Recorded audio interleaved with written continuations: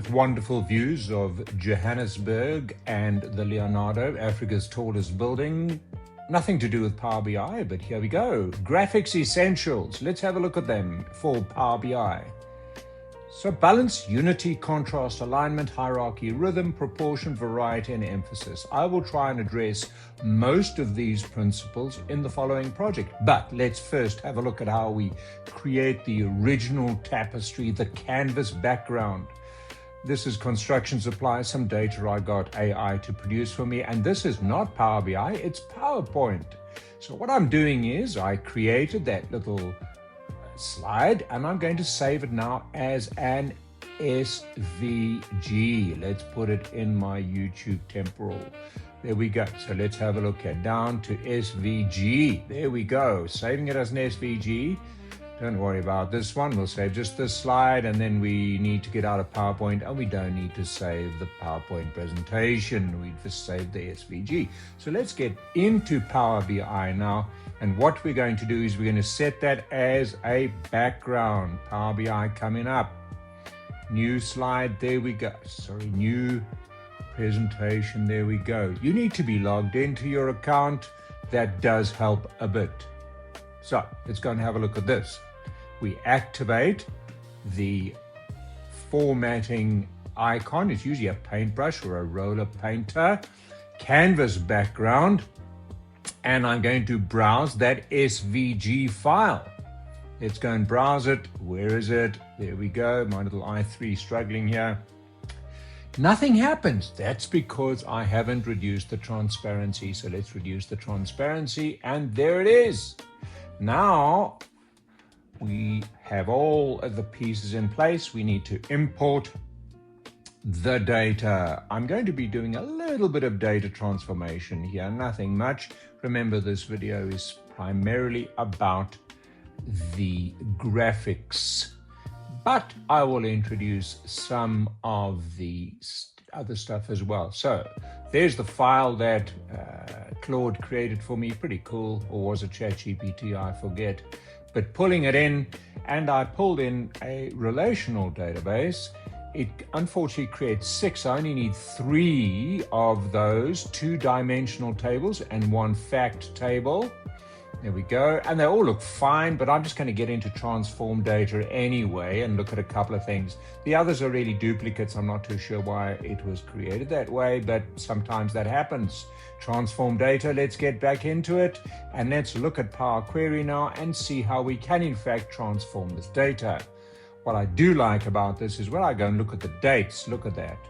And I activate and I rather look at the icon there, everything is right. And look at that healthy green line, 100% valid. Nice. When that green line is broken by a small gray line, then you know there are data issues.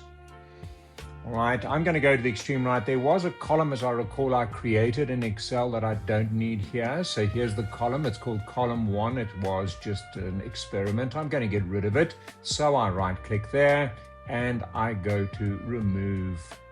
And there we've got it. So I think everything is fine here. Everything is fine. I don't believe I have duplicates. I'm just checking that there are keys. Now this is key, pardon the pun, to relational database, in that those keys are in the other file, but we'll check that out now. Let's have a look here. We're going to pull it in, there it loads it, and the data is loaded in. I did cut some of the video out. It takes a bit of time sometimes.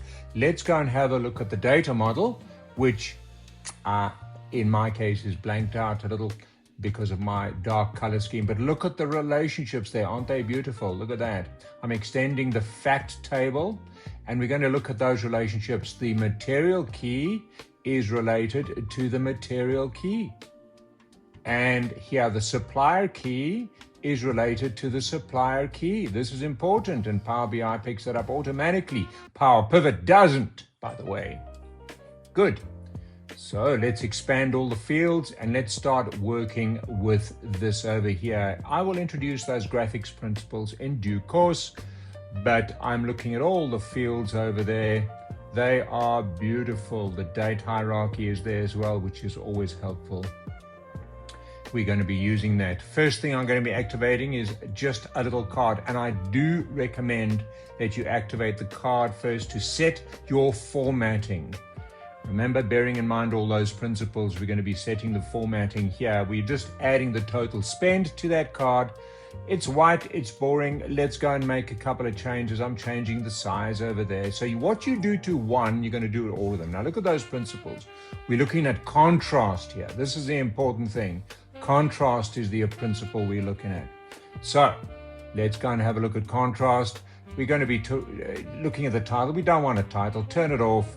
But let's go and look at the other issues. I want to change the colors, all right? Size and style, expand, and you're going to have a look at your background off so it blends in with the other background, which of course renders your text unreadable. So we're going to be putting a border in, and the color of the border is going to be white.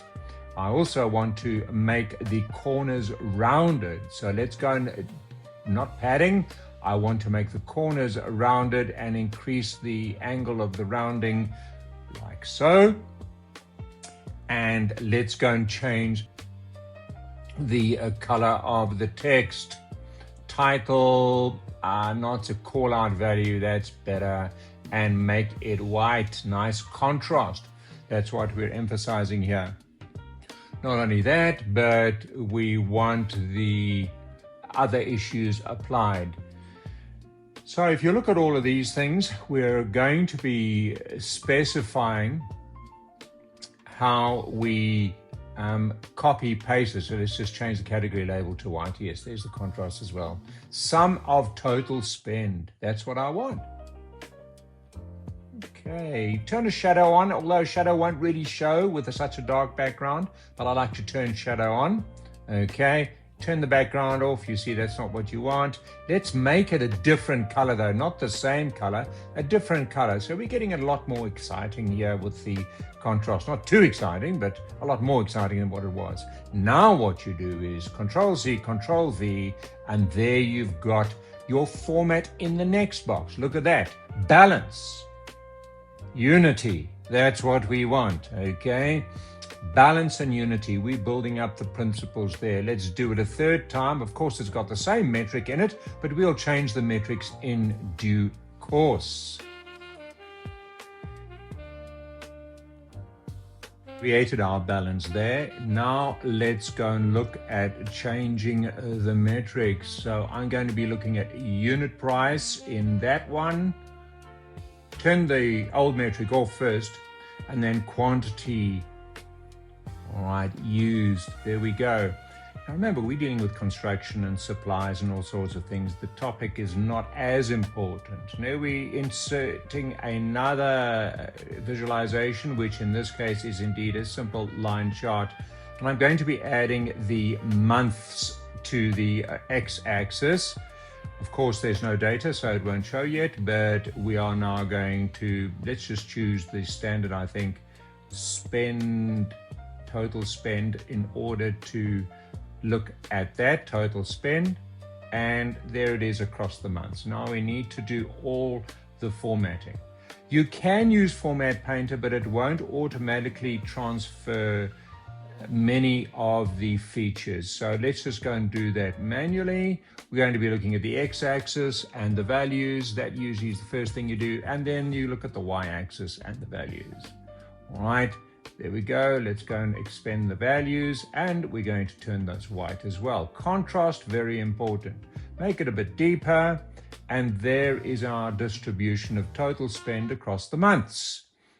All right, looking pretty good. Remember the principles. Now we're looking once again at balance. We're looking at contrast, and we're looking at rhythm. All right. Okay, but let's now go and have a look at another chart, a ribbon chart. We can in fact format paint across, but what happens is it doesn't immediately change. It will change when you add the axes. Let's do that. And month is in the bottom. There we go. And we're going to have, let's see, do we want that one? No, let's go and look once again at the following metric, total spend, but we want to also add some other variables. Let's go supplier name. There we go. That's pretty good. Now, that format paint didn't actually work, but we'll do the format paint again now. Let's look at that format paint, and it does actually change it now. Look there. We need to make a few tweaks. For example, the legend is way too dim. So let's go and have a look at the various features that need to be done. And the legend, we're looking at the text of the legend, make it white. There we go. Looking pretty good. All right. And we continue here. We are concerned about, I always turn that off, by the way. We're concerned now about a slicer. Let's put that slicer in. And the slicer is in fact going to be on location. Let's go and put location in the slicer. There we go. Notice I've already format painted it, but there's a problem with the actual values of the slicer. We call them values, even though they are just entries. Okay. And we're going to turn the text to white. Well done. There we go. It's kept all the formatting from the other visualizations as well, the heading as well, the title, we give it a white color. Look at that, the slice is working nicely on the KPIs as well as the different graphs. Midrand not looking good, Johannesburg looking much better, and turned off. There we go. Let's make the slicer a bit smaller. Remember, balance was one of the criteria. Balance, all right? We don't want an imbalance between objects on the tapestry. What shall we do now?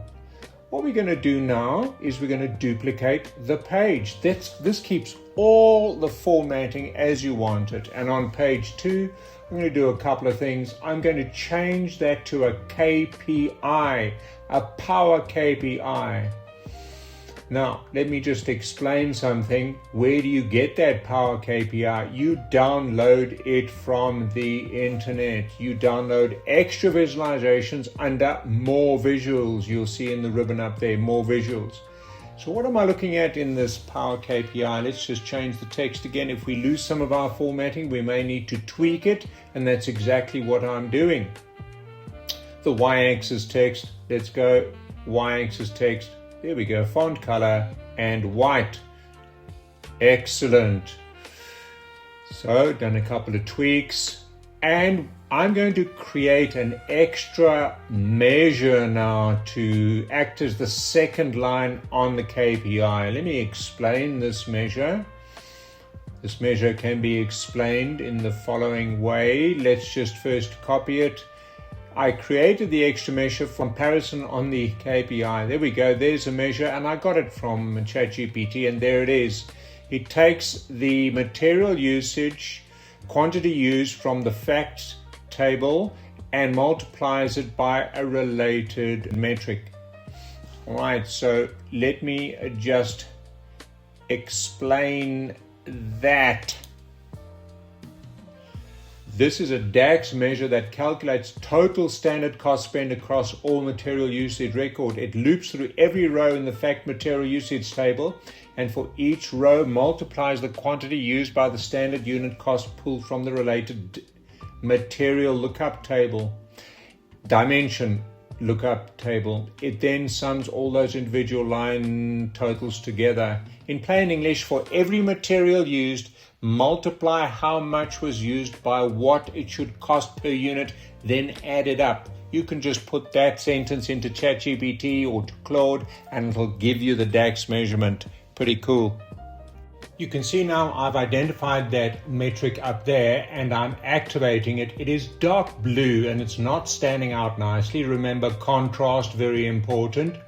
So what I'm going to do here is I'm going to change the color of the line to orange, not white. No, orange. There we go. And there it is. I make a few more tweaks. There we go. There's the finished product. Now I put another slicer in the interim while you weren't looking.